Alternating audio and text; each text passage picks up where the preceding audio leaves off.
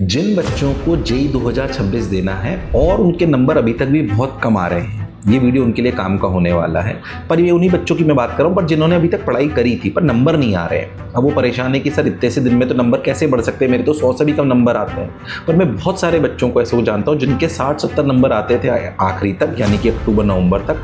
उसके बावजूद भी उनके जनवरी या अप्रैल अटेम्प्ट में उनकी परसेंटाइल 98-99 के पार चली गई। ऐसा कैसे हुआ? पहली बात ये मानना छोड़ दो कि तुम्हारे नंबर बढ़ नहीं सकते। ऐसा समझो तुम अपनी पूरी गाड़ी के बहुत सारे पुर्जों को अभी जो चैप्टर्स के रूप में पढ़ रहे थे उनको तैयार कर चुके हो, अब उनको ढंग से जोड़ना है और अपनी गाड़ी को भगाना है। एक तो ये बात याद रखनी है, पहले माइंडसेट सही करो कि ऐसा हो सकता है।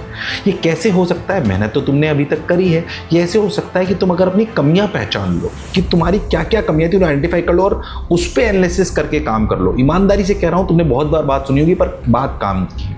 अच्छा, हमें एग्जामिनेशन के लिए कौन सी 3 टाइप की कमियां होती हैं जो मैं कई बार कहता हूं फिर वापस रिपीट करता हूं। वन इज एकेडमिक मिस्टेक्स, मतलब मेरे कौन से चैप्टर का बैकलॉग है, उससे कैसे कंप्लीट करना है, उसका बैकलॉग का वीडियो देख लीजिए, मैं कैसे करना चाहिए मैं बता चुका हूं। या मेरी कौन सी स्किल वाइज वीक है, मेरी कैलकुलेशन वीक है, स्पीड वीक है, एक्यूरेसी वीक है, वर्ड पर मिनट वीक है, क्या दिक्कत है मुझे जिसकी वजह से मेरे नंबर कम होते हैं। तीसरी वन इज बिहेवियर, मुझे गुस्सा ज़्यादा आता है, ओवर थिंकिंग ज़्यादा करता हूँ, स्ट्रेस ज़्यादा लेता हूँ, दोस्तों से भटक जाता हूँ, मोबाइल डिस्ट्रैक्शन है, सुंदर कन्या का डिस्ट्रैक्शन है, सुंदर बालक का डिस्ट्रैक्शन है, क्या है उस बिहेवियर को जानो, अपनी कमी पहचान लो और फिर उस पर काम करने लग जाओ। बहुत छोटी सी मिस्टेक तुम कर रहे होंगे, मैं तुम्हें ईमानदारी से कह रहा हूँ, जो मैं एक बात पहले भी कहता हूँ उसको मैं मानता भी और कहता हूँ, बहुत बारीक तुम्हारा इंक्लिनेशन अगर चेंज हो गया, बहुत बारीक, ज़्यादा नहीं चाहिए।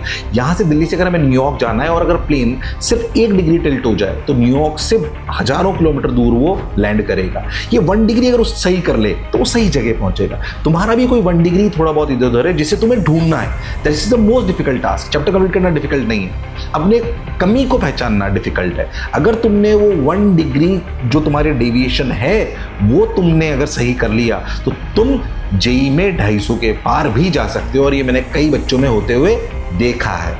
मैं आशा करता हूं इस बार भी इस वीडियो को सुनने के बाद तुम वो बच्चे बन सकते हो। लिख दो अगर बन सकते हो, हाँ सर हम प्रयास करेंगे। बात बहुत छोटी सी है पर काम की है और इस बार के एग्जामिनेशन को फोड़ दो। तो आशा करता हूं तुम मेरी बात को समझोगे, खुद की कमियों को ढूंढोगे, उन पर काम करोगे और जरूर सफल हो जाओगे।